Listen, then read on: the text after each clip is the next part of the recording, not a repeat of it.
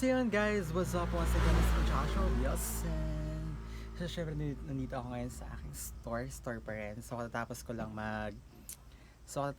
Mag-ayos ng aking mga paninda na galing sa pinamili ko kasi sa Pure Gold kasi kanina may delivery. Kasi dito kasi sa amin guys, ang Pure Gold, ang delivery ng Pure Gold ay every Saturday, collect ng order, and then kapag Sunday ang delivery nila. And then yan, dumating na nga, nag-ayos na nga ako. And then kanina, habang nag-ayos ako, yung isa sa mga ketchup, ayan, papakita ko sa inyo. Butas siya, ayan o, butas. So, nag-chat ako sa Pure Gold. And papalitan daw nila, basta itago lang din yung resibo and papalitan nila sa susunod na delivery. And then, ayan nga, naghakot din ako ng gamit sa balyang. Kung so tatandaan nyo, di ba, may mga vlogs din ako na nasabi ko doon na may sangala sa aking bahay sa balyang, di ba? And then ngayon guys, kasi yun kasi nabili na. Eh, ako naman kasi hindi ko naman siya binili kasi nga, una sa lahat kasi, syempre, ako kasi, nagtatanong din naman ako sa mga tita ko kung paano yung way na proper na pagbili ng isang property. Kasi syempre hindi naman tayo basta-basta na pwedeng bumili ng property tapos magkakaroon ng problema in the future, 'di ba?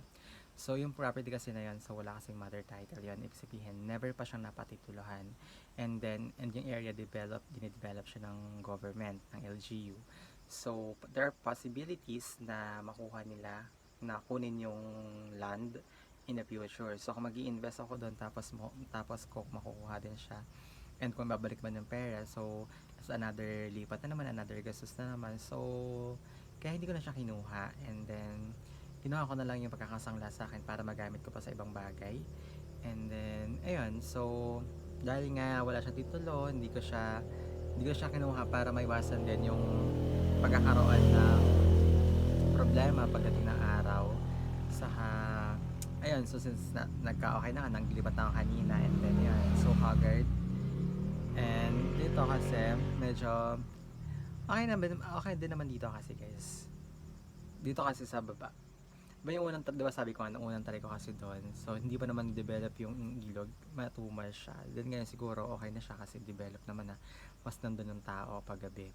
So dito kasi hindi ko rin siya mabitawan dito sa sa maraming bahay. So dito sa Lupig kasi nga mas marami kasing bahay dito. So para sa akin, kapag sari-sari store ang ina-afteran ko yung mga bahay kasi wala umaga hanggang gabi doon kailangan ng tao, diba? So kaya hindi ko rin siya maiwanan. So give up ko na lang siya.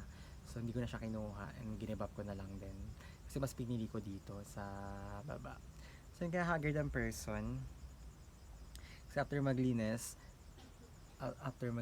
ito yun, nag-ayos ako ng store. And then maraming wala talaga sa Pure Gold. Ano nakakasar kasi maraming wala sa Pure Gold.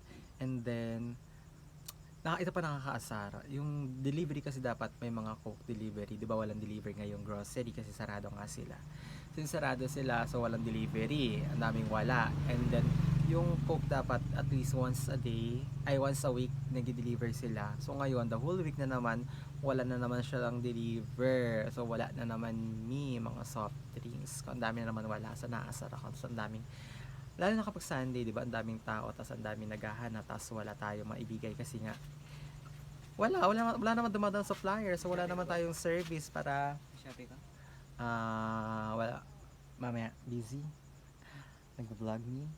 So yun, so wala din naman tayong maaasahan na hindi na makakapunta ng, unlike nung pag may sarili ka service na pwede ka anytime, pwede ka pumunta ng center para mamili, diba? So since nga taghirap pa tayo, so wala pa tayong, oh my god, may kailangan naman ng daga doon.